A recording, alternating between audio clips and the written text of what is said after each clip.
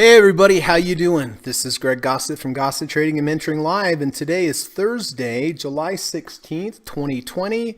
We are again in the final hour of the trading day, my favorite hour of the day to make the majority of my buying and selling decisions for my swing trades. During the day, you have the algorithms, you have the day traders. They are the ones that are in control of the price at that time. At the end of the day, you have the large financial institutions come in. They take control away from the day traders and the algorithms because they're dealing with the most money. That moves the prices around. I consider that smart money, so I like to follow their lead. And that's why I wait to make the majority of my buying and selling decisions for my swing trades till the end of the day. So anyway, listen, thank you all for coming today. It's always nice to see everybody. I always look forward to it. I'm very appreciative that we have this great group with great traders and great content and great poems. So thank you for spending the time and out of your day and coming here. Looks like we have Dan. Hey, Greg and Gossett Group. Hey, Dan, good to see you. Quad Racer, good afternoon, Greg and Group. Hey, Quad, good to see you, my friend. Kamal is here. Kamal and I have been chatting all day long. And thank you so much for sending over the scanning results today, Kamal. Evan is here. Hi, Evan. Nice to see you, my friend. Appreciate you being here. Miko25 is also here. Nice to see you, sir. Hope you're doing well in the family. All right. Well, we have a little red on the screen today. We're not quite used to that with this run up we've had lately, but of course that's just part of it, right? So currently the Dow is down 251 points, down 0.93%. The Nasdaq's down 108 points, down little over 1%. S&P is down 24 points, down 0.75%. So, yep, little red today. So, all right, let's take a look here. So listen, we have a lot to get through today. Here's the plan for today. First of all, we're going to run the U.S. legal disclaimer, get that out of the way, come back, take a look at my current positions, talk about when I bought them, why I bought them, how I'm going to manage them moving forward. I also had a bunch of day trades today. I've turned into a dang day trader. I manage an account for a friend of mine, and we came to an agreement, so I manage his account. And so I get up early and trade all day, which I'm not used to doing this. I'll tell you what, I was used to sleeping in 9, 10, staying up, watching Netflix late, just dealing with my end of day trades. But anyway, I'm trading for him, and it's a good deal all around, and I enjoy it. And it does sharpen my trading, actually, trading through the day. So I'll show you those after that. Some of you have been kind enough to share your trades with me. We're going to go through, take a look. It is a red day today, but there's a couple that are up nicely, so that's a plus. After that, we're going to spend a little time, talk about trader psychology. Important part of trading, it really is. So I'd like to spend a few minutes on that. After that, Kamal has been kind enough to provide the scanning list with me with potential end of day candidates. His scanning software that he created, it's great because it looks for a confluence combination of signals and assigns a numerical value to it, which makes it easier to, when you just have it in black and white right in front of you. So I'm really glad that he created that and brought that to the group. Keep in mind, just because it's a computer program doesn't mean anything, right? It just picks out potential things for us to look for. So I'm going to go down through that list. I have 3 requirements whenever I want to get into a trade. First requirement, of course, I want to look for a confluence or combination of indicators, like I just mentioned. That's what Kamal's scanning software does. Number 2, have to make sure you have a good risk to reward. At least 2 to 1 is what I'm looking for, meaning that if I'm going to risk $100, I want to make 200 or more to the upside based upon realistic resistance and based upon realistic and valid support below you. And then number 3, just make sure you don't have too many correlated positions, or too many positions for that matter, right? You just don't want to have too many positions because you get a bad day and you get a little wumped up on. So Anyway, we're going to do that. We're going to go through. I'm going to try to narrow it down to the best one or two at the very end of the day for my end of day trade. After the market closes, if anybody has any questions for me, please let me know. If you'd like me to take a look at any stock symbols, please let me know. I'm happy to do that. If there's any stock symbols that you'd like me to take a look at before the market closes, and if it would be helpful for you to get my opinion on it, put them in the chat, put an asterisk by it or an emoji so that I know it's time sensitive. And then if you could please wait, if you have any additions or subtractions, any new trades, whether they're entries or exits, if you could just wait till the end of the day when the market's closed so that the pressure's off and then I can do them correctly. All right, so that's the plan for today. So if you could be so kind, hold on for about 40 seconds and I will be back. Thanks. This video or live broadcast, like all instructional materials produced by Gossett Trading and Mentoring LLC, is created and published for informational and educational purposes only. Please carefully read and or listen to the U.S. government required disclaimer before watching this video or live stream broadcast. The video link and disclaimer text are located in the description section of this video or live broadcast, here and here. Thank you so much.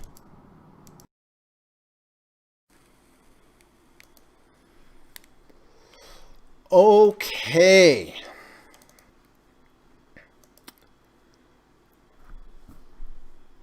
Frank is here. Hey, Frank, good to see you, my friend. Appreciate you being here. David, hi, Greg and group. Hey, David, appreciate you being here, my friend.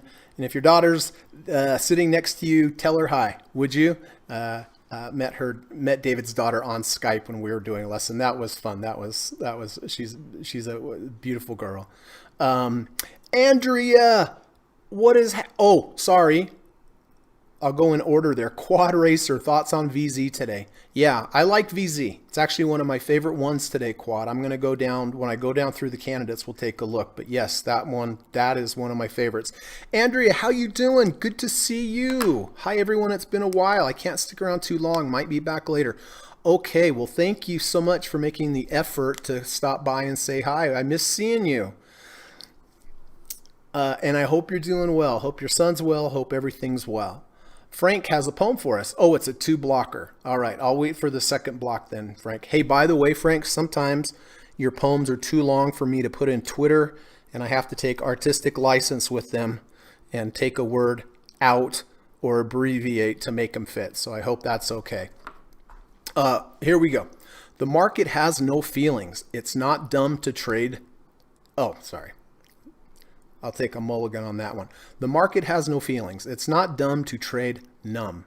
Follow your rules to the beat of your drum. Though the market is moody, it can leave you reeling, or be kind and rise to the ceiling. Remember, it's just buyers and sellers doing their everyday dealing. That's so good. One more time. The market has no feelings. It's not dumb to trade numb. Follow your rules to the beat of your drum. Though the market is moody, it can leave you reeling, or be kind and rise to the ceiling. Remember, it's just buyers and sellers doing their everyday dealing. Man, that's just so good. I mean, what a skill. What a skill. People out there don't think writing is a skill. Give a shot trying to write a poem. I mean, all right, got that taken care of. Thank you so much, Frank. Of course, be my guest. Yeah, every once in a while when I get the 2 blockers, I was like, oh man, I have 8 characters I have to get rid of. What am I going to do? Andrew says, been busy booking moves. Good. Sounds like business is picking up then. Fantastic. Fantastic. Andrea has a moving company, so that is really great to hear. That is really great to hear. All right, let's get to it. Let me make sure everything's on here correctly. Looks like. Okay. Frank and I took Copart yesterday. Was a fractal. It triggered this fractal over here. It also had a 520 crossover. Went over the 50 and the 200. I did take a half a position on this. I felt like it was a little extended. And my plan is if we can get back to about here, possibly maybe a bounce off that 50, that would make me feel a little better about adding my second position. So sometimes when I see a trade that looks really good, but it's extended, in case it keeps on moving, I don't want to miss out. But so in that case, I'll take a half a position. And then of course you have a half a position and you're not really sure if you want it to go up or down. Honestly, you kind of want it to come down so you can grab your other half at a little better price. But you know, if it takes off without you, you're still glad you have half. So kind of what I'd like to see a test of that 50 to add my second. So I bought it here at 86.59. It's 86.01. So down a little bit on the trade, but you know, in this particular case, glad that I only bought the half position. FAS, well, Kamal, Steve, Frank, Miko, and myself, we did buy FAS, which is the triple leverage financials. Bought it yesterday. We triggered this fractal over here. Here's a high with 2 lower highs to the left, 2 lower highs to the right. Also had the 520 crossover, which is a good back-tested approach for FAS. Same thing here. I like the move. I like the volume. I like the crossover. I like the trigger in the fractal. I didn't quite like the kind of rejection of the 100, although it was close. But again, I took a half position on this one for the exact same reason. My stop is going to be a close. If I'll get out of half if we close below both the 5 and the 20, I'll get out of the full amount if the 5 also then closes under the 20. But if we can bounce off that 5-day or bounce off that 20-day, that would be a place for me to think about adding my second position.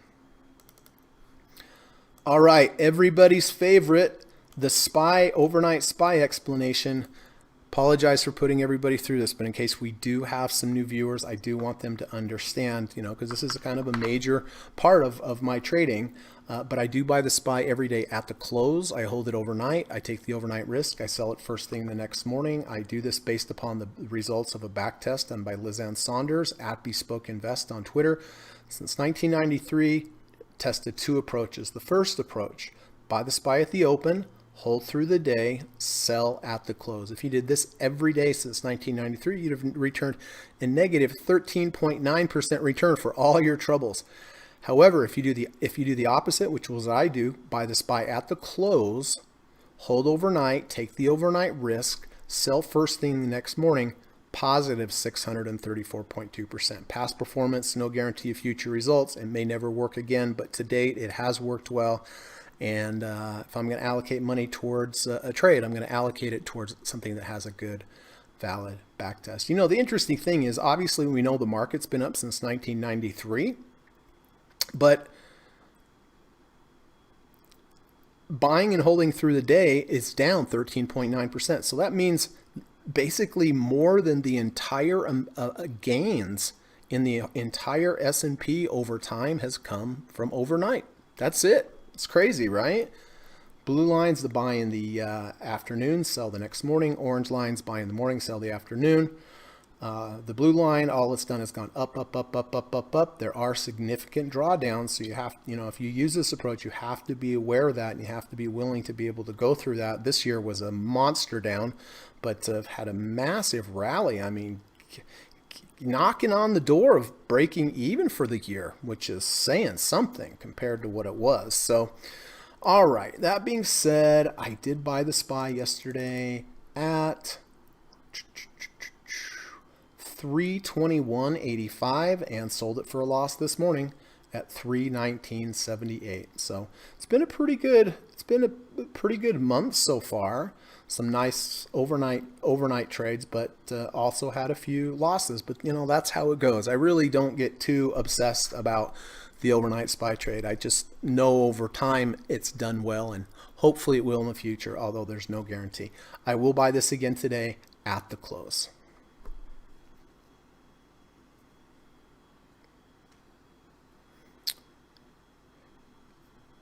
Pace Ski. How you doing? Wow, yes. Thank you for coming. Appreciate you being here. Is it Peace or Pace? Sorry, I apologize if I'm not pronouncing your name correctly. All right. USO. I did buy USO on the weekly bars. Weekly bars take a lot longer for them to play out. I bought back here on this week when we had this nice V1 under 30, over 30, under the negative third channel, over the negative third channel. I bought here at 28.40. It's pretty much gone sideways. It is at 29.14, so I am up on the trade so far. But again, this is kind of a pacey. Okay, thank you. I've got it now, pacey. So anyway, this one's up just kind of on autopilot. And that's it. That is it. Now, day trades. Let's start with Apple. It's been Apple all day long today. Let me go back. I took a couple different trades here. Here's the first trade on the 5 minute. We came down. We started to move sideways. Sideways, sideways, sideways. I had this higher low V2 and false breakout to the downside. So here we went below here, the next bar. So it's false breakout to the downside confirmed with the V2. I bought it here at 385.98, and it just went up nicely, but then it lost the 200 days. So I got in at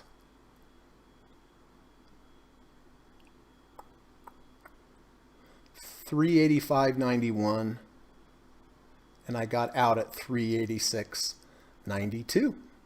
So that was over $1. So let's take that one off. I hope I got the right lines there. Okay. Then it went down, went down, went down. Oh, okay. I accidentally took off the wrong line.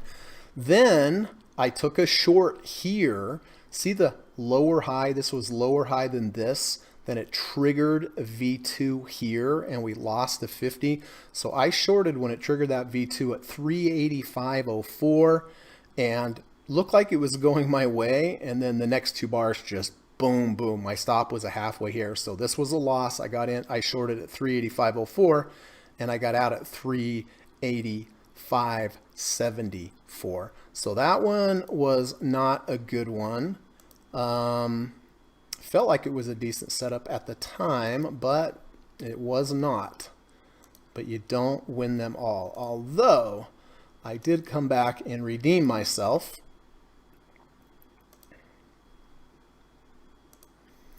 Right here. Now, what I really want to point out is, you see how we had this big move up? You see how we rejected the 200-day? Okay, that was one component of the trade. The other component of the trade is at the time that we rejected the 200, at the time that we rejected the 200 on the 5 minute right here, I looked at the higher time frame, of course, which is what I always do. And you see right at the time it rejected the 200 on the 5 minute, it also ran into resistance at the 50 and the 20 and the 50 RSI on the 39 minutes. So I looked to the larger time frame to see if it's up against some kind of resistance. And if it is, then I look at the smaller time frame to execute the trade.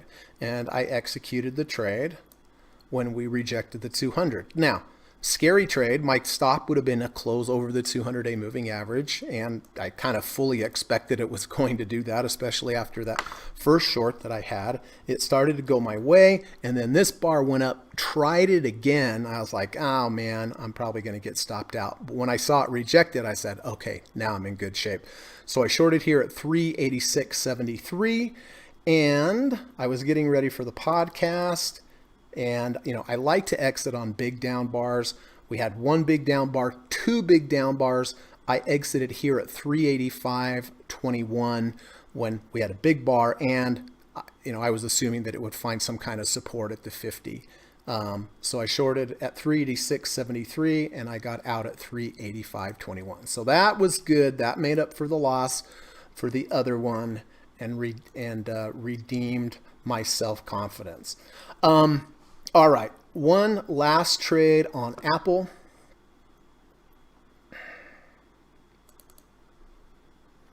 Fractal trade. So we've been talking about fractals lately. The red, the blue, and the green line. This is the alligator, right? The best trades come from the alligator sleeping, or when the moving averages are intertwined. I was chatting with Kamal and I was like, hey, look, this is going to be a really good fractal. Remember, a fractal is a high with two lower highs to the left, high with two lower highs to the right, and the alligator sleeping, meaning it's consolidating. I just simply put an order in at 384.90 as a stop. I didn't want to watch it, and half the time I just put a buy stop in. I put it in at 384.90. I got filled at 384.92, and look, when that fractal happened, look what happened. Zoop. Right? People are looking for those fractals. I mean, I don't think that was a coincidence. Right when it took out this fractal after consolidation, it exploded. So I bought it at 384.92, went right up. I was considering just taking it off on the big bar, but I thought, no, I might as well just, wait, not anticipate it. It moved down and it moved back up, and then I got out here when it closed below the previous day's low. So I got in at 384.92 and I got out at 385.45. So those were good trades. Those were good trades. All of them good except for the one short on Apple. And I'll tell you what, looking back at that trade, I always look back at my losing trades and try to analyze and say, did I force it a little bit? I may have forced that. I may have forced that one a little bit. But the second one with the rejection of the 200, was really legit because on the 39-minute chart, we were up against major resistance as well. So that's why, it's important to look at 2 time frames when you're trading and look for, if you're looking to buy, look for support on the daily, look for support on the weekly as well.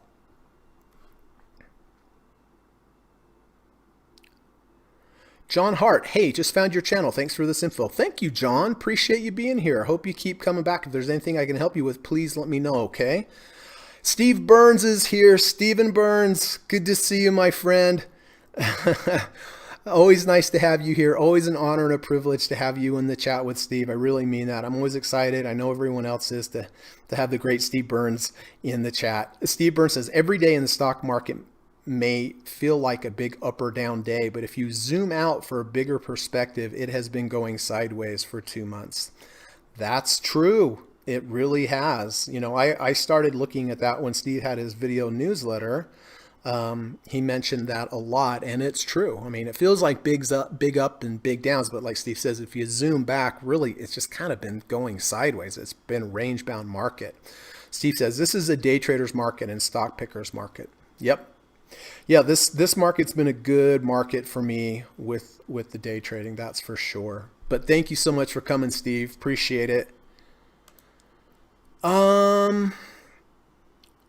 Okay. All right, let's get on to your trades. All right. Kamal did buy U.S. Global Jets yesterday, did trigger this fractal, did gap over a bunch of moving averages, had a bunch of volume. Unfortunately, it did pull back a little bit today. But anyway, Kamal, I'm not sure what your trade plan is on this one here. I don't know if it's the loss of the 50 or if you have, another plan. But this one is down 3.4% today. All right. Coca-Cola, quad. We were in Coca-Cola yesterday, a bunch of us. I did get out at the end of the day. It was a good trade, hit some profit targets, but it was such a bearish close where we went way up and then closed way down. I decided to get out. A bunch of people decided to get out. I don't know if quad, if you still have this. I didn't see you yesterday. So anyway, maybe you could update me on that.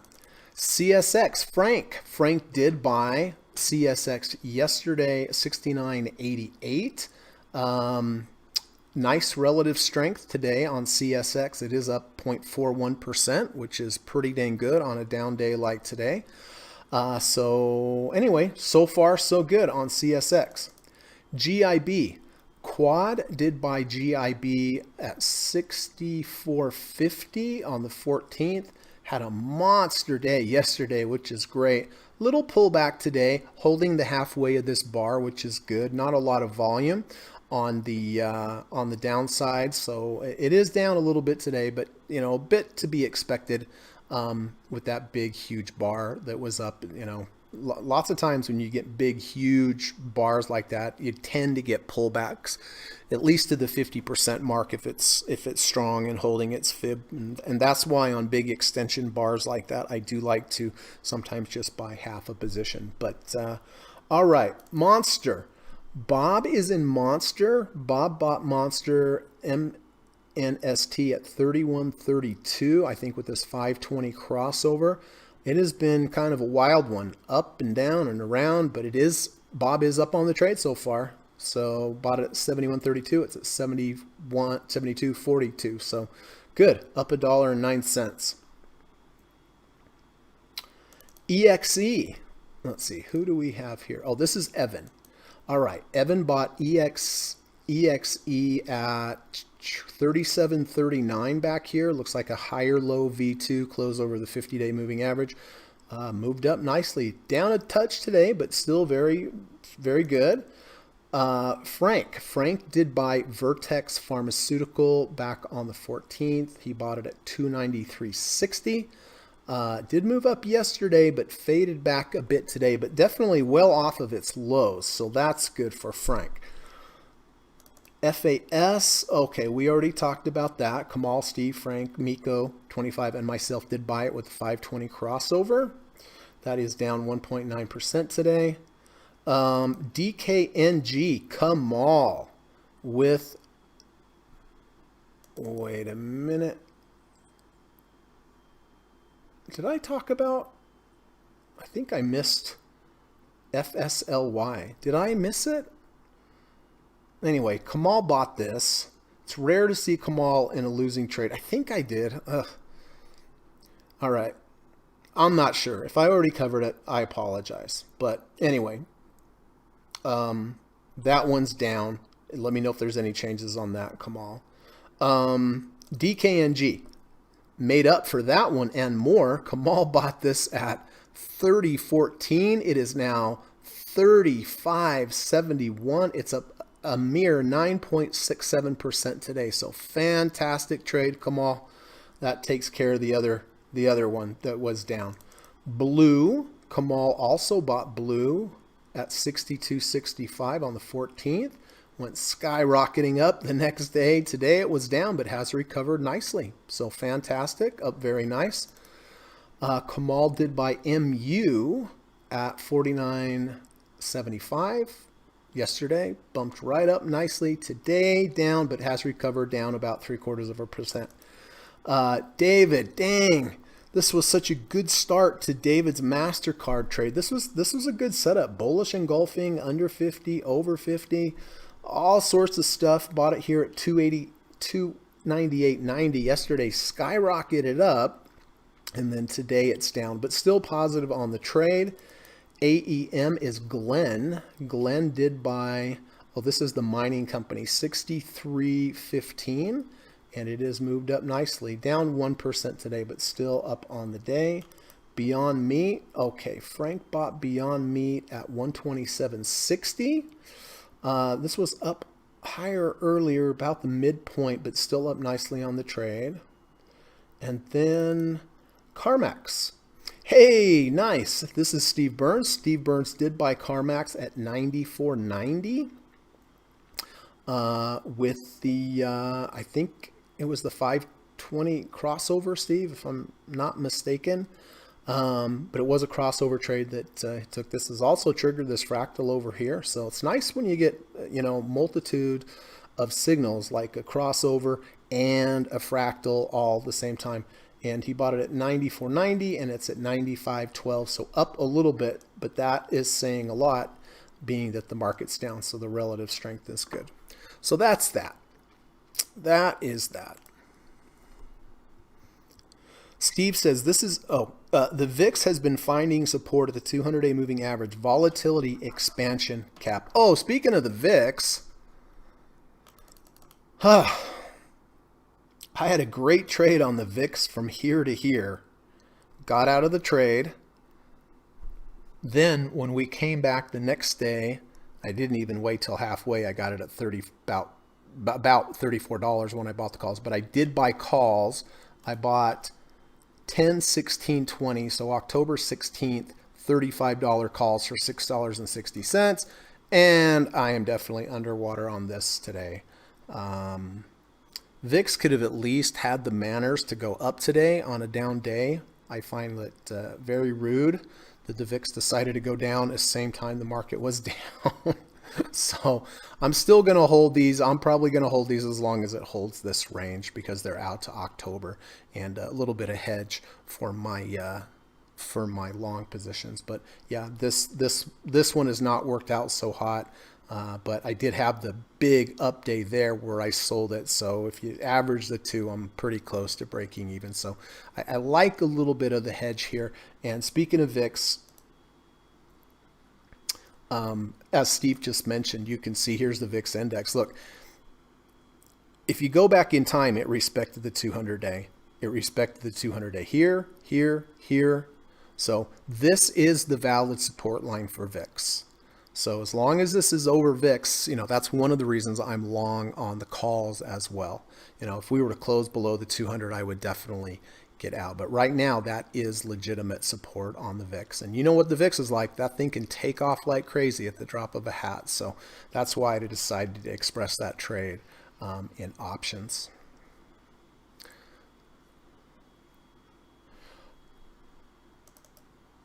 Thanks for that, Steve. Quad says, yes, I got out of KO. Okay, good. Glad to hear that because it's down today. All right. Get you out of that.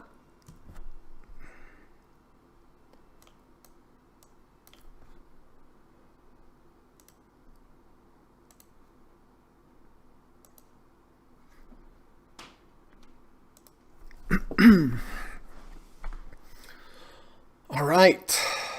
So, listen, we're going to get to the candidates for my end of day trade. Again, looking for a confluence combination of indicators, or in other words, groups of buyers coming in together at the same price. 2, look for a good risk to reward ratio, at least 2 to 1. And number 3, want to make sure we look at our account positions, correlations, total account heat, very important.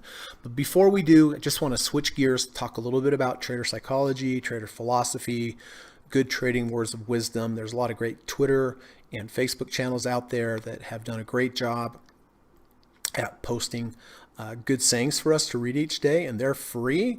And if you just listen to them and you just internalize them, they are worth their weight in gold. This is from Rainer Tio.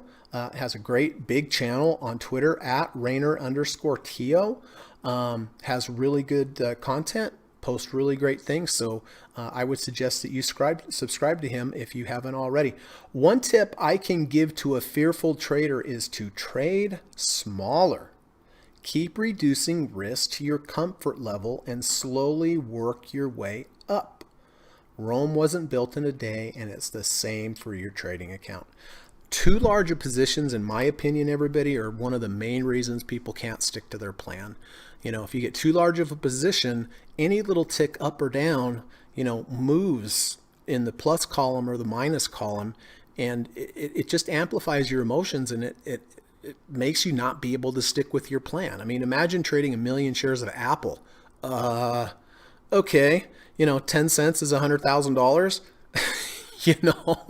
I mean, taken to an extreme. So, you have to trade with a size that's meaningful, that can make a difference, but you also have to keep in mind that it needs to be small enough so it does not amplify your emotions and get you out of a trade too quickly. That's the key. You need to find the sweet spot where it's still significant and meaningful, but that you can keep in the trade. And listen, taken to an extreme, if trading 2 shares doesn't allow you to do that, then trade 1 share.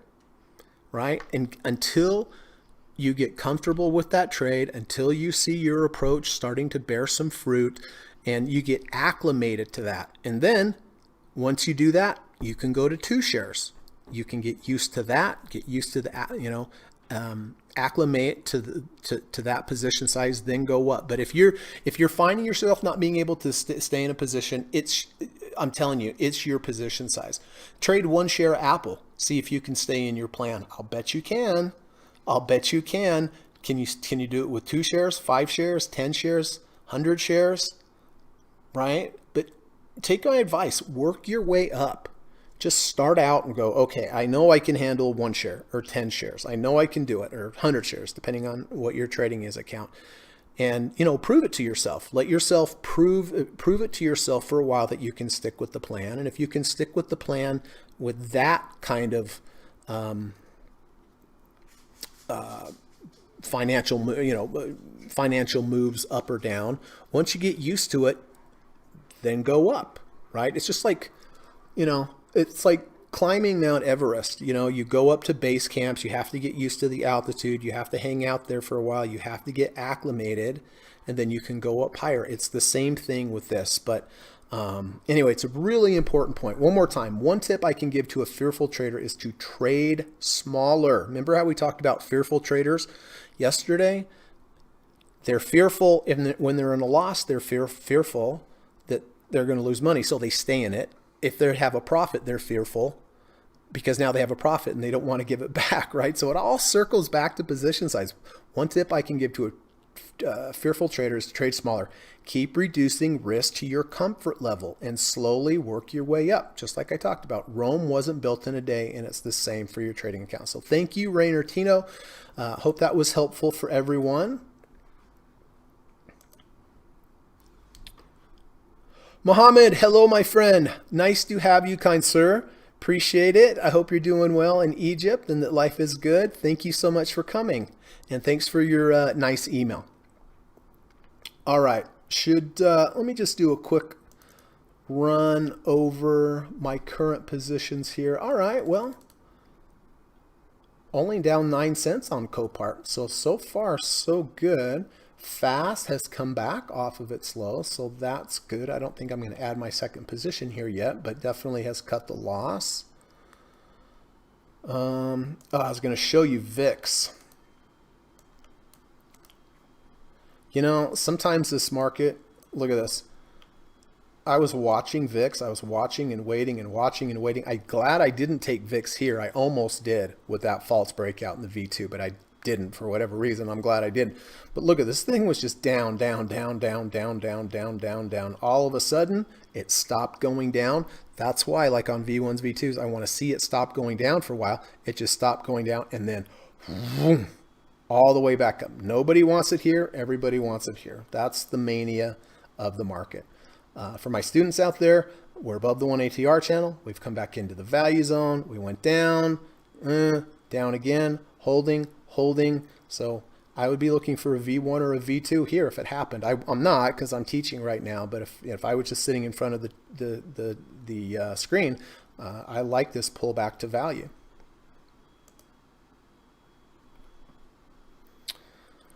Let me take a quick look real quick. All right.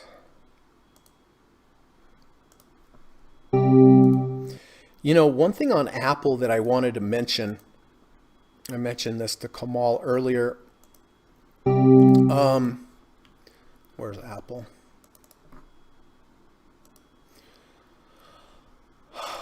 Apple has not closed below its previous day's low for a long time. Look at this. It's kept the low, kept the low, kept the low, kept the low, kept the low, was down, but closed over.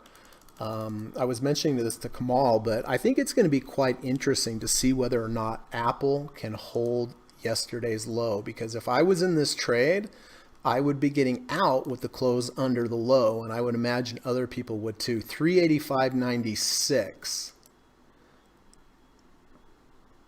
Is that right? Low 385.96. Okay.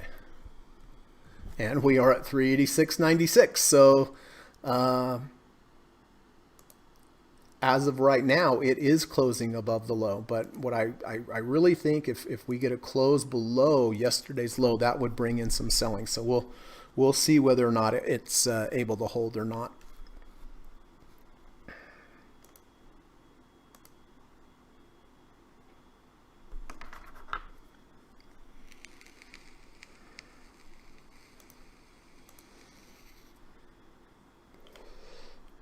Give me 1 second, please.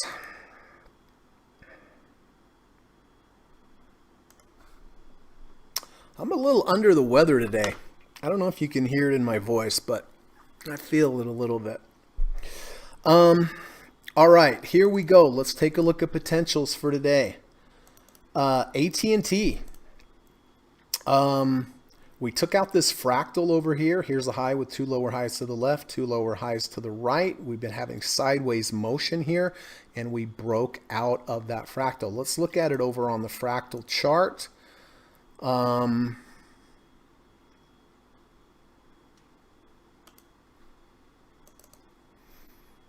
Was the alligator sleeping back here? It was a little bit, not a ton. Not like that Apple trade I took, but we did. Here's the fractal, here's the high, 2 lower highs to the left, 2 lower highs to the right, and it has broken out. Decent volume, MACD is positive, so it's broken outside of its range. So that is definitely one. Verizon, I almost think I like Verizon better. We have a bullish engulfing bar. We have closed over the 5, 10, 20, 10, 50 EMA and 50. Looks like we have a crossover here, and we did trigger a fractal, this fractal over here a couple days ago. So we've got that going for us as well. On the weekly, we're back over the 100-day moving average. Actually, I forgot to look at AT&T on the weekly. Oh, that's right. See, AT&T has this big 200-day moving average right above it. I don't like that as much. It doesn't, on the weekly time frame, it doesn't have as much room to go until it bumps into a ton of resistance. Whereas Verizon on the weekly, maybe up to the 50. So it has more room on the weekly. It's 49.08, so it has not rejected the 50 as yet. But nice fractal. We had the little green triangle, which means 2 days ago we had high. Yesterday we went higher, closed lower, but today we took out that first high. So that's good. We did come back, test halfway of 2 days ago's washout bar on the Fibonacci. So this one looks pretty good, actually. This one looks pretty good. And if we look at it on a fractal chart, man, since I've added these fractal charts, it's like doubled my workload because I can't look at everything on one particular chart. Yeah, you can see the alligator is really sleeping here, where it's not sleeping as much on AT&T. So me personally, I like Verizon better. AMT, false breakout to the downside, but has not triggered a V1. I would prefer it trigger a V1. So I don't like that one so much. Chewy, it's a big day today, but it is range bound, and we've had big monster days. This big bar down, it scared me. It showed a lot of people were selling here. So if tons of people were selling here, I imagine if it got back up there, there's a good chance they will continue to sell. So I don't like Chewy. MDB, well, we've lost the 1 ATR channel. We've lost the 50 RSI. A little bit of a false breakout, but no V1. So I don't really, and a lot of downward motion too.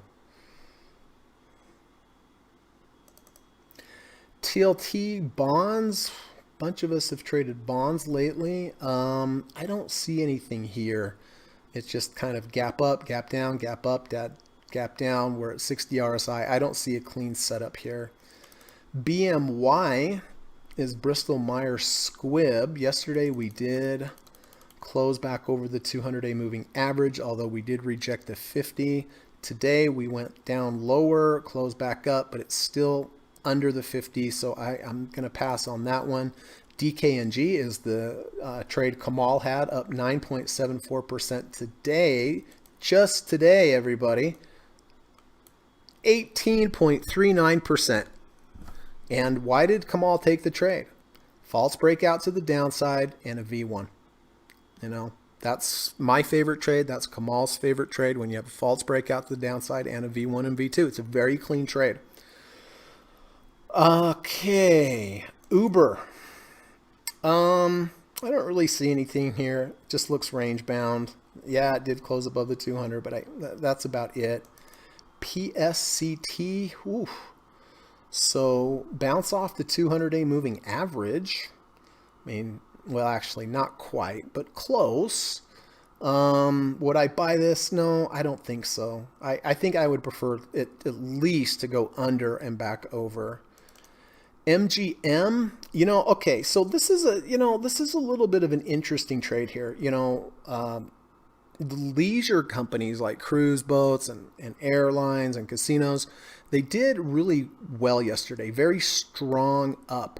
Today, we're having a little bit of a pullback. It's on lower volume. It has respected halfway of the washout bar. This is, if I would have bought this yesterday, I would have bought a half a position and tried to pick it up around the halfway. This is more of an anticipatory trade. If I take this trade, it will be based upon yesterday's bar, and somewhat on today's bar in that it's pulled back, held the halfway, and it gives me a better risk to reward. So I kind of do like MGM. Yesterday, it just got a little out of control. Everybody bought. But, waiting for a pullback into that big up bar obviously gives a better risk to reward. I mean, I'm not buying at 18.22, I'd be buying at 17.36, and I still think the trade is intact. ANET, yeah. I mean, see, we haven't respected this 200-day. Look, we're above it, below it, above it, below it, above it, below it, above it. We haven't broken the 50 RSI. This one just doesn't hold anything for me.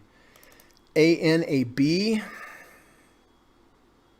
Yeah, we did have a V1, but see the V1 here on the 14th happened in big, strong down moves. And if you could get a big, strong down move and then a V1, sometimes it'll go right back up, but most of the time it's going to bounce and fail. So I don't see anything there. UUP, wow, this is interesting. This is the dollar. Looks like that would have been a decent trade from yesterday with that false breakout to the downside. I felt like it was a little far away for me to get involved. Now we're at a 39.83. It did reject the negative third ATR channel. MACD's negative. I think really what I would be waiting for on this is to see if we can get up into the value zone. People that bought here are going to be selling there. That'll probably move it back down. Then I'd look for a higher low V1. Higher low V1s are always better. They're always better to take than lower lows. Lower lows fail. Lower lows, if I bought it here, gets here, fails, I'm out. That's why lower lows tend to go up for 2-3 days and then fail. Buying a higher low gives you the ability to trend. CSGP, bullish engulfing, V1, back in the value zone. Looks strong. I don't like it though because we had this big bar over here and we're getting very close to the 50 RSI. I would expect sellers to come in right about halfway, and that halfway dovetails right with the 50 and the 10 and the 20. So I could be totally wrong, but I don't see this one doing much more than it's doing, maybe a day, but who knows. And then Wing, same thing. Yeah, we did have a V1 back here up against a big bar. It has held up slightly, but now we're running into resistance at the 20. It dovetails with the halfway of the big down bar. So I personally like Verizon. And on this one, I would take a full position. And MGM...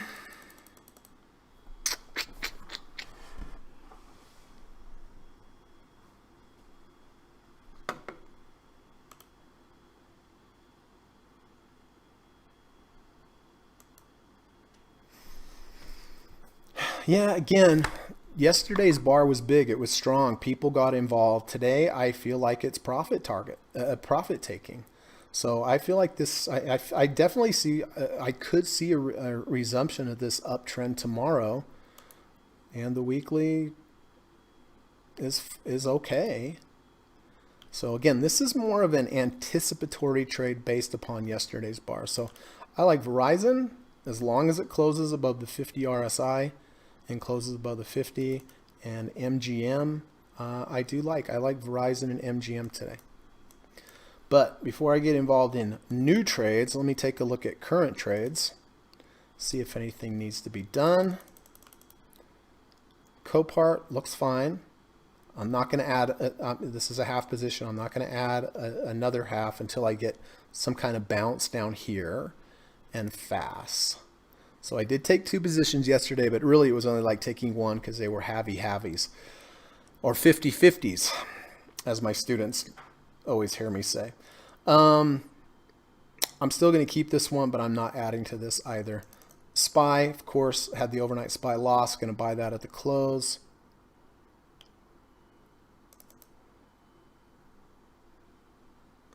VIX is very rude and down on a day when the market's down. I find that rude.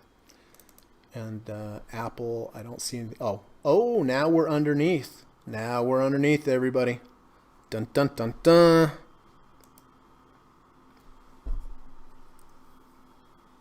Hey Glenn, good to see you, bud. Hope you're doing well, my friend.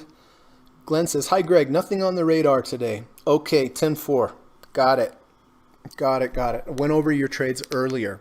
Christopher is here. Hi, Chris. Nice to have you, my friend. Hope everything is doing well in Leeds, right? Leeds in the UK. Hi, all. Christopher says, what's the fractal chart? Is it multiple time frames? Which ones are on the chart? Fractals, Chris, work on any time frame. We've got 8 minutes. Hey, listen, if you wait till after the close, I did a video on fractals. It's in my lessons playlist on YouTube. So I did about an hour on fractals, and if you watch that, I think you'll get a better idea. But are they multiple time frames? Fractals are fractals within fractals within fractals. So by definition, yes. They're cycles within cycles within cycles, no matter what the time frame is, whether it's monthly charts, daily charts, or 1 minute charts. But on that Apple, I took it on a 5 minute. It just depends what you want to trade, what time frame you want to trade. So here is when I was looking at Verizon. Yeah, triggered a fractal 2 days ago. This is the daily chart. When I looked at MGM, yesterday triggered a fractal over here on the daily chart. So it just they work on any time frame. I guess that's the better way to say it. Kamal says,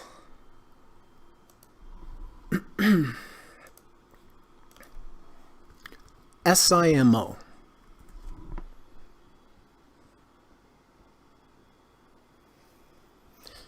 Yeah, that one's not bad. I mean, it's respected the 200-day. We've had a V1. We are back in the value zone. It looks like we might close over the 5-day EMA. Yeah, that one's not too shabby. Let's look at the weekly. Weekly is holding the 200. Yeah, that makes sense. That does make sense. Not a lot of volume. But V1, I like that it's over the 5 EMA. I like that it's over the -1. I like the V1, and I like the 1, 2, 3, 4 test of the 200. So that 200 is valid support. Hey Gary, Greg, what is the 200 SMA on Verizon?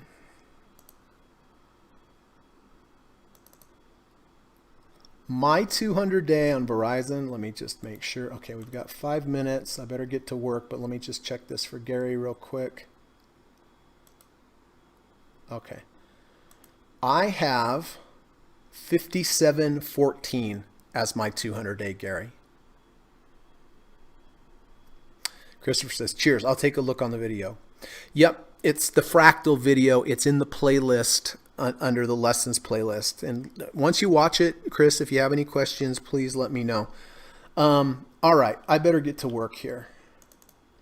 So I do like Verizon currently. It's up on a down day, bullish engulfing, crossover, fractal, MACD positive, back over 50 RSI. Bob says, Chris, fractal chart is the Williams alligator study. Yes, that's correct. Yeah, it will say trading stocks with fractals and the alligator, something like that. Okay, I do like Verizon. Question is, Do I like MGM? On the 39-minute, it's back in the value zone. I like that. I'll tell you what, I'm going to split the difference. But what I'm going to do,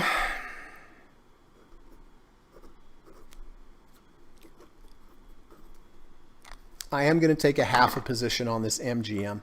I want to take it, but I'm not going to take a full position. But I am going to take full position on Verizon as is. And what do I have? 4 minutes? All right. Okay, I better get to work.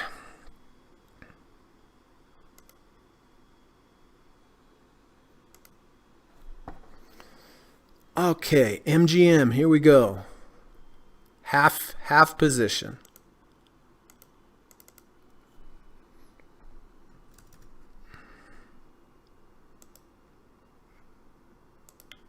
Okay.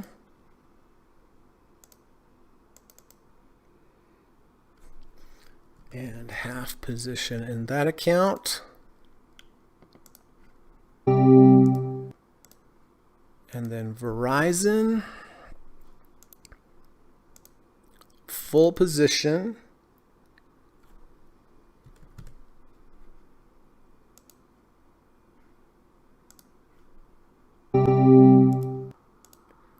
And full position.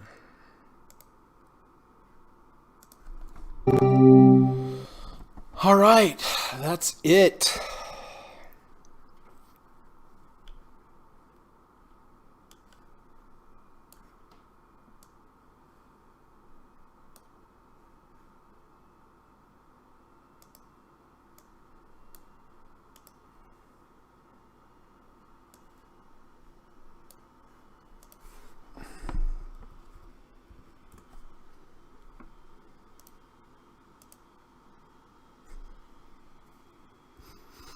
David, I'm glad that you picked Verizon out. Quad, I mean.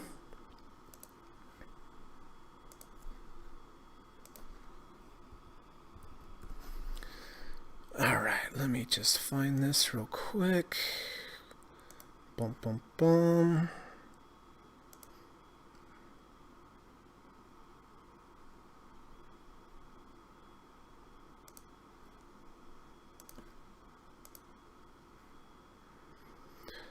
Okay. And Christopher, I just put in the link in the chat. That's the link to the YouTube video lesson that I did on fractals.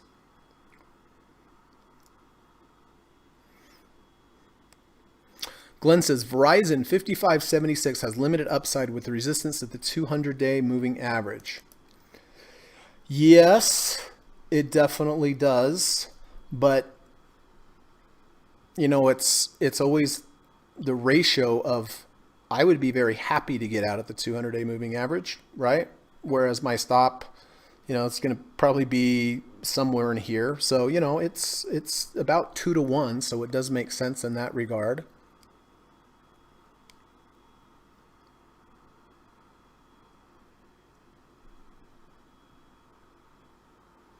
Gary says, thanks, Glenn. I have the same 200 as you. Oh, there's the market. Well, well, well.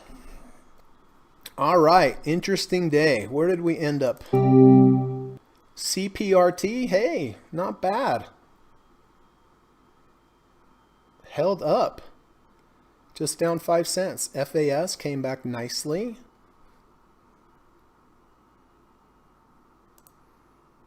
Okay.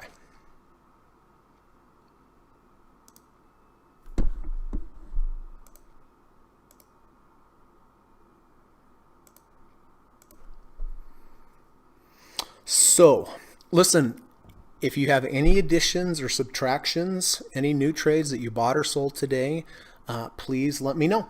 Just tell me what you put on or took off, and we'll get the board all updated. If you have any questions, this is a good time to ask too. But before I get to that just real quick. Just need to do my daily plug. I hope you don't mind, but I just did want to remind everybody that I do teach private one-on-one lessons in the evening time via Skype. I have a course that I teach, 5 sessions. Each session is 3 hours, so it's a pretty hefty course. I mean, it's pretty thorough. We go. I think for you to really take a course and really learn how to do it correctly, it takes time. Right? You have a lot of questions. You're going to start to get things, but then you're going to forget them and you're not going to be sure. And it's nice to have your teacher right there so you can just ask them right away and get an instant response, right? So I think the best way to learn is one-on-one. If you really want to learn a skill, is hiring the best guitar teacher or the best ski instructor or, whatever. That's why people hire tutors, right? So it's the same thing for trading. It's an intensive course. I teach you everything I've learned over the last 24 years. I teach you everything that I've been taught by my teachers and mentors like the great Steve Burns, Dr. Alexander Elder, Carrie Lavorne, Larry Williams. I've studied one-on-one with each one of these gentlemen.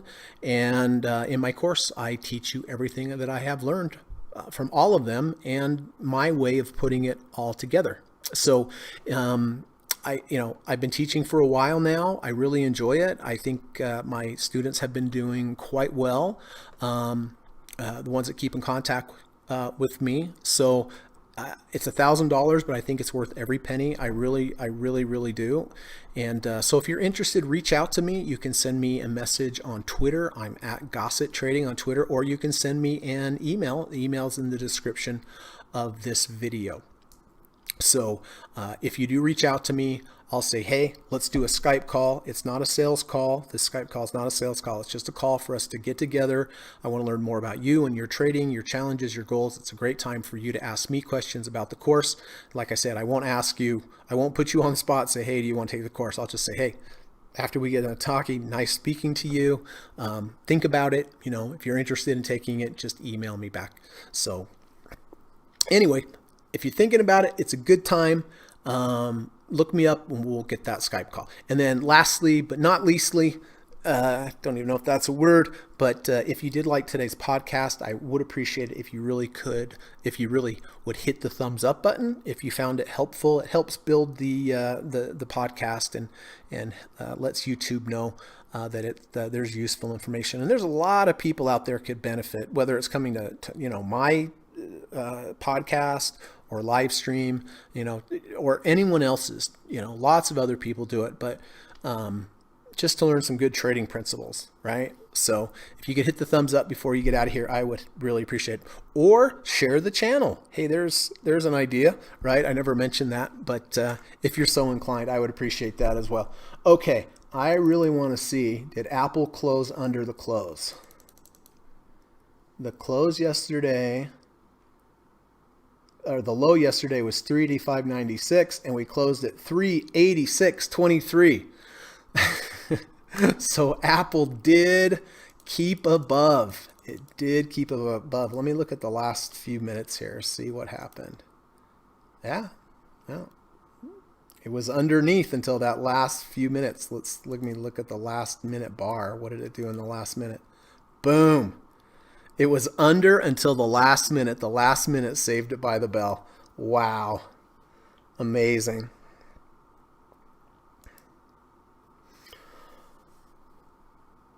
Okay. Kamal says Apple did not close below yesterday's low. Yep. Just saw that.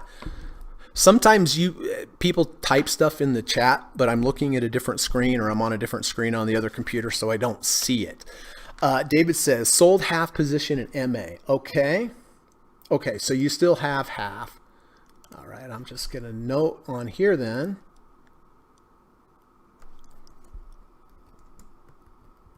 Sold 1/2. Roger that.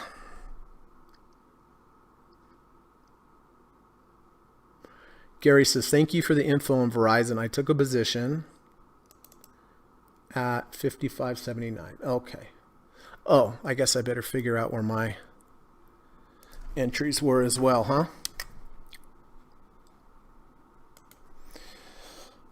Okay, so SPY 320.79, Verizon 55.80 and MGM 1761. All right. I'm not going to put everybody's entry price on here because then it gets confusing. So let me see. Okay, so there's SPY. So had the overnight loss on SPY 320.79. Okay. Verizon, I got filled at 55.80.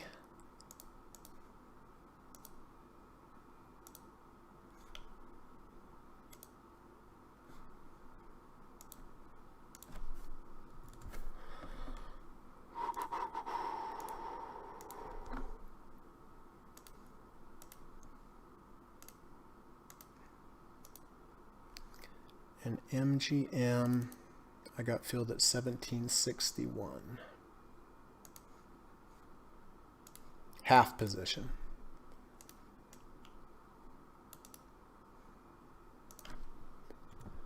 All right, we're all up to date there.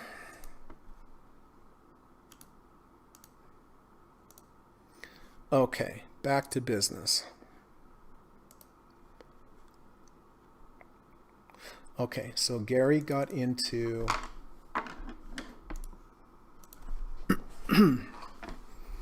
David took half position off. Gary took a position in Verizon. Okay, so Gary M. Okay, got you down, Gary. Muhammad says, Greg, I started taking smaller positions and this makes me relax. The thing is, I ended up having too many positions. Currently, I have 16. What do you think about this?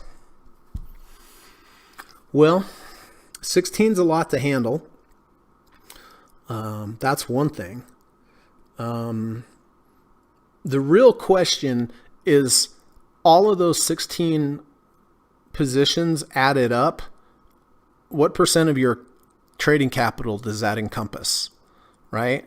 I mean, if you have one share in 16 positions, it's a lot to deal with, but it's not a lot of account heat, right? Well, a couple things. First of all, I would look to be getting rid of some if need be. If they're good and they're going fine and you can handle that many positions and they're profitable, I guess I would keep them. I mean, that is the thing. If you're taking very small positions, you're going to have a bunch of positions, which is totally fine. I mean, you can have 20 positions with small position size, and that might equal 3 large positions, right? It's just that you have more to work with is all. I'm just concerned it's, maybe a little too many to handle, but if you can do it, do it. And if you feel more comfortable with the smaller position size and you just add more position size, I think that's fine as long as they're not turning into weeds, right? As long as they're flowers in the garden. I don't know. What do you think, Mohammed? Kamal says, I got out of FSLY. Okay. I do want to talk about this real quick, Kamal. I hope it's okay. But Kamal and I were talking earlier. He took this trade yesterday. He was basing it upon a false breakout to the downside and a V2. Well, do you see how yesterday did not close above day one's close? And Kamal was aware of this, right? And he mentioned to me earlier, he said, I should not have taken this at the end of the day because it untriggered. It's fine to take it in the day, but at the end of the day, if it untriggers, then it's not a valid signal anymore, right? So it was a good lesson learned.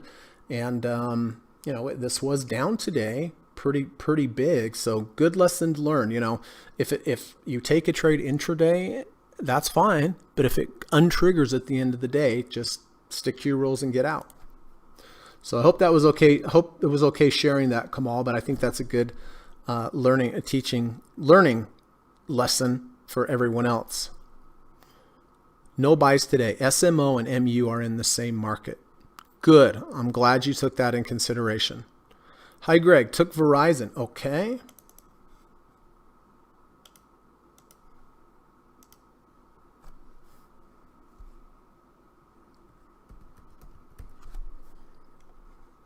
Oh, you took CPT. CP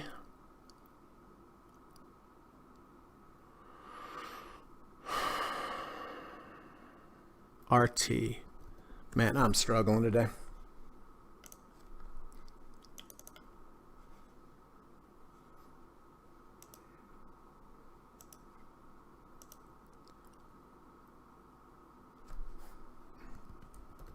Okay, got you down. Got you down, Quad. I mean, Pincy. Quad says, thank you, Greg. I am out of KO and GIB. All right, you locked in profits on GIB. Very nice.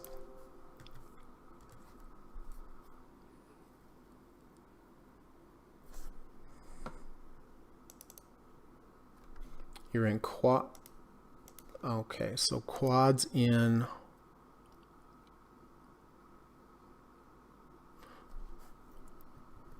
Verizon as well.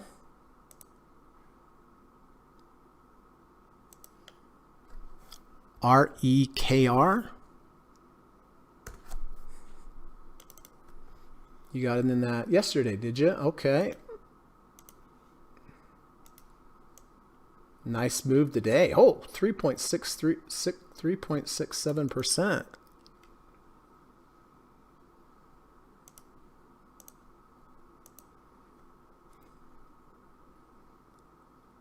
Oh, or did you buy it today?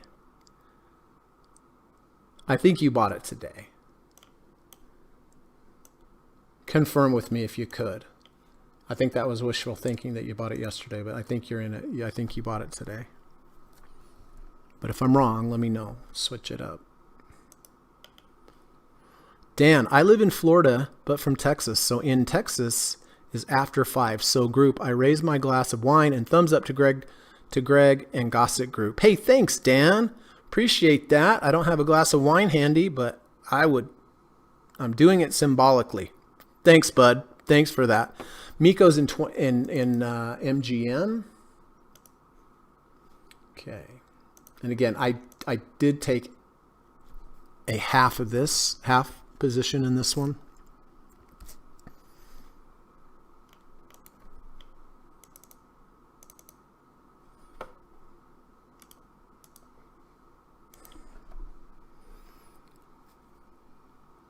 Dan is also in MGM.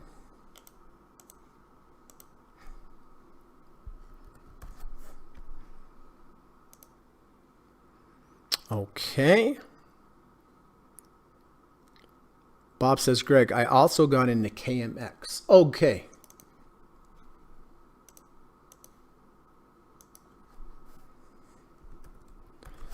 Bob is in KMX, so he's up on the day. CPRT is also Bob.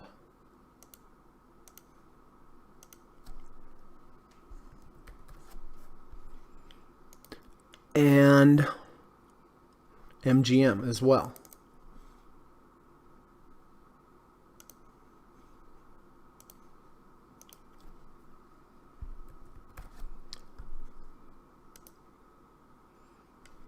All right, 10-4. Muhammad says 16 positions, 70% of my capital. Okay, so, you know, what I learned from Steve that I've been using for a long time, it makes a lot of sense, Muhammad, is, you know, I have a maximum of my capital that I can put at work. 60% is the maximum. Could it be 70? Okay, it could be 70. You know, I decided just to go along with what Steve said. I'm sure there's a reason he thought it through, so... you know, I would never have 100% of my capital in positions, regardless how small the positions were, how uncorrelated they were. So, you know, I use 60%. Is 70 a lot different? Well, it is by 10%, right? But let me end it. It's just how many positions you can deal with, how correlated they are. That's the other thing. You have 16 positions. Are they all uncorrelated? I mean, I kind of doubt it. I mean, there's got to be some overlap, right, Mohammed? Christopher says, are they all the same sector? Yeah, that's exactly what I was just mentioning, because that's like having, if they were, it'd be like having 170% position size, right? Kamal says, no problem sharing my mistake. Thanks, Greg. Okay, good. I thought it was a good learning lesson for everyone. FP, hey, how you doing, FP? Greg, if I go long and short in a single stock at the same time and my broker doesn't cancel my position, would it be a matter of time before I hit targets in both most of the time? If I go long and short in a single stock at the same time and my broker doesn't cancel my positions, yeah, you can do that with some brokers. Would it be a matter of time before I hit targets in both most of the time? Well, I would say in the majority of time, a lot of the time, you would hit targets. But of course, what are your targets? How far are they away? Are they close? Well, yeah, very likely. If you put them within one ATR, they're probably going to get hit a majority of the time. But problem is, eventually it's going to start trending one way or the other, and you may not hit your other profit target. I mean, I kind of understand what you're saying, but it would kind of be the same as just going long. Once it goes up, sell it. If it gets up, then short it and do that like ping pong back and forth. But it's definitely not an empirical statement that it's going to hit the targets most of the time, because I don't know what the targets are. If they're way away, then probably not. If they're close, then they probably will. But it's still, I don't think, going to be a winning approach, because eventually it's going to trend one way or the other, and your other profit target's not going to get hit. Hope that makes sense. Quad says, yes, got ER key today with my chart. It shows a more defined. I was hoping it was yesterday, Quad. A more defined V2 with good sideways motion. Technically, it's a V1, Quad, and the V1 happened yesterday. It's not a V2 today. Do you see how we have the low here? We have the lows. Yesterday, we washed out the day before's low and closed above. So it's a V1. Yesterday was the V1. It's not a V2 today. But it is good sideways motion. So yesterday would have been the signal technically with the V1 and to close back over and into the value zone and the rejection of the -1 ATR channel. Quad says, my stop is halfway the washout bar, which also matches up with halfway the big 1 bar day. So I think I have some good support there. Okay. Let me make sure I understand that. My stop is halfway the washout bar, which also matches up with the halfway of the big day 1 bar. Okay, so here's day 1 bar. Thing is, there's not going to be as much support on this, because if it was a big up bar like this and closed at the top, yes, then halfway support. But there kind of is no support here because we went below, up, and then closed below. If it were me, Quad, I mean, if I was in this trade, the actual washout bar was yesterday. It went below the day 1's bar and closed up. So it was a V1 yesterday. If it were me, I'm not telling you what to do, but I'm just saying the way that I view this, the halfway of the washout bar is here, halfway of yesterday's bar, and you also have the support of the -1 ATR channel. Does that make sense, Quad? Netflix down ahead of earnings. Do we have earnings today? Oh, excitement.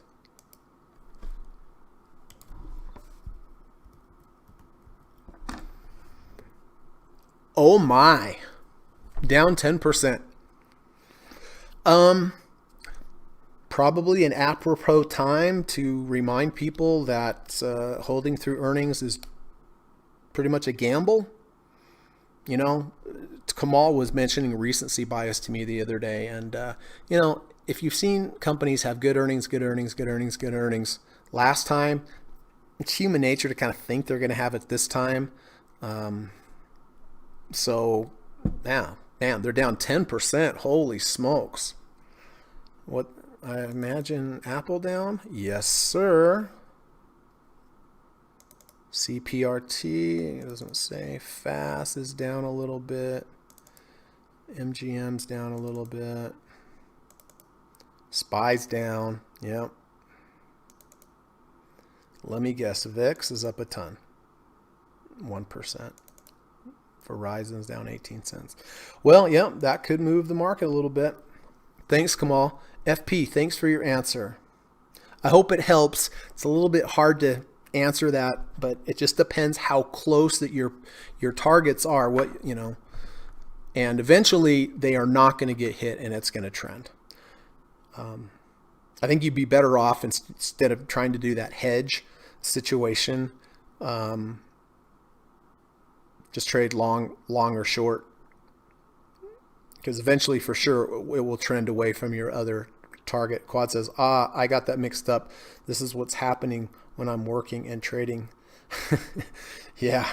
Well, trading is important. You're dealing with money. Make sure you know exactly what you're doing. And I've had nightmares with this. I've told you some of these stories, but take the extra 5 seconds and make sure you're putting in 1 instead of 100, or 100 shares instead of 1,000. Because if you trade long enough, you're going to buy 1,000 shares one day when you just wanted to buy 100. Remember the time I tried to sell 1 futures contract and I actually sold 100 futures contracts of the yen? Yeah. That was the biggest position of my life, and it was a mistake. Okay, everybody. Well, listen. I'm going to put my hiking boots on, go for a walk, see how I feel. I feel a little under the weather right now, so maybe getting out of the sun will help. Trader Joe. Hello, Greg and fellow traders. Joe Turner here. Hey, Joe. Got some free time and dropped in for the last few minutes. Been watching the channel after hours, and y'all been doing great. Thank you, Trader Joe. I appreciate that. It's nice to have you here. I hope you keep coming back. John Hart says, that is so true. Thank you. Thank you. Well, I hope this channel's helping people. That's why I started it. Yeah, I hope it's helping. If you have any questions, please just let me know. Trader Joe says, glad to see that Frank has been keeping up on the poems. He is a poem machine, Trader Joe. He is a poem machine, that's for sure. All right. Well, listen, let me just leave you with a couple things. If you could, please try to go out and do something nice for somebody today, just a smile or a wave or hello, or just, a nice gesture. If everybody would do that every day, the world would be a different place. And, it's been a pretty wild one lately in the world. So it can all kind of start with us, just with one small little nicety. So let's try to do that every day. And it's scientifically proven to help your trading. I did a study, which means nothing, but that's the conclusion I came up with. I'm not a scientist. And then if you could, on the way out, if you could hit the thumbs up button, I would really appreciate that. So have a good rest of your day. Be good, be safe. And hopefully we will see you. Tomorrow's Friday, right? Wow. Where did this week go? Yeah, hopefully I'll see you tomorrow. John says, I can't wait to watch your other videos. Fantastic. Yeah, I have a playlist of lessons, John. There's 9 or 10 of them, but basically everything I talk about here, I kind of do one video and specialize in that one particular approach, right? So I have videos for everything that I do. So I hope you watch them. And if you have any questions, please let me know. All right. And thanks for coming, John. Quad, thanks, Greg and group. Thanks, Quad. Good to see you, bud. Thanks, Trader. I'm the other poet. Oh, yeah. Oh, I got you mixed up, Joe. Now I got it. Now I got it. Wait.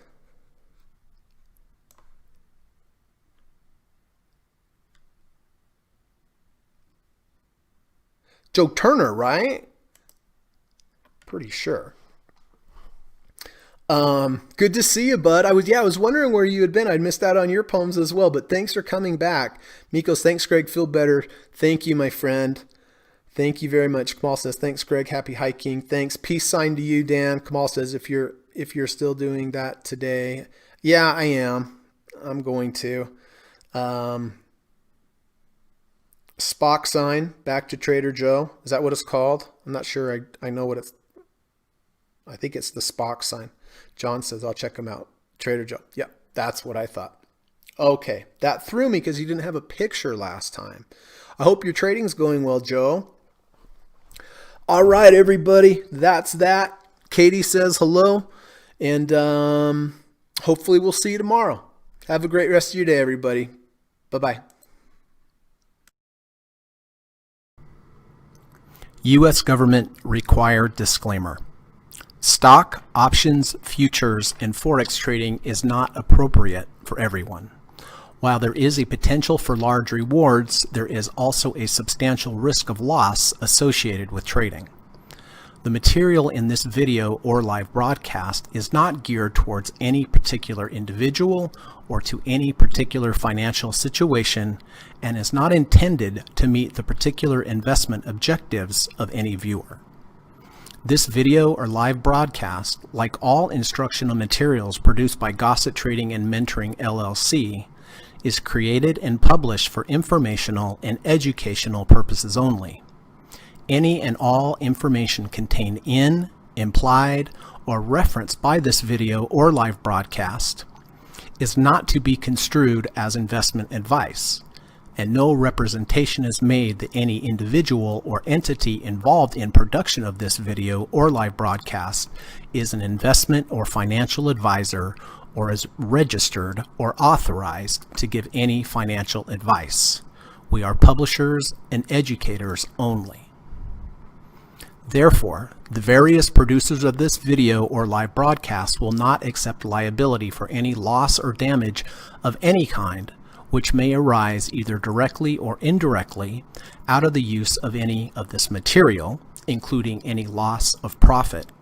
No representation is made that any account or investment will or is likely to achieve the profit or losses demonstrated. We recommend consultation with a licensed and qualified professional before making any investment decision. This video or live broadcast is not to be construed as an offer to buy or sell any security, financial instrument, or financial product of any kind. Notice is hereby given that any individual or entity involved in production of this video or live broadcast or their clients may have an interest in any security, financial instrument, or financial product mentioned or referenced. Any simulated or hypothetical performance result depicted does not represent actual trading and therefore may under or overcompensate for the impact of various market factors such as lack of liquidity.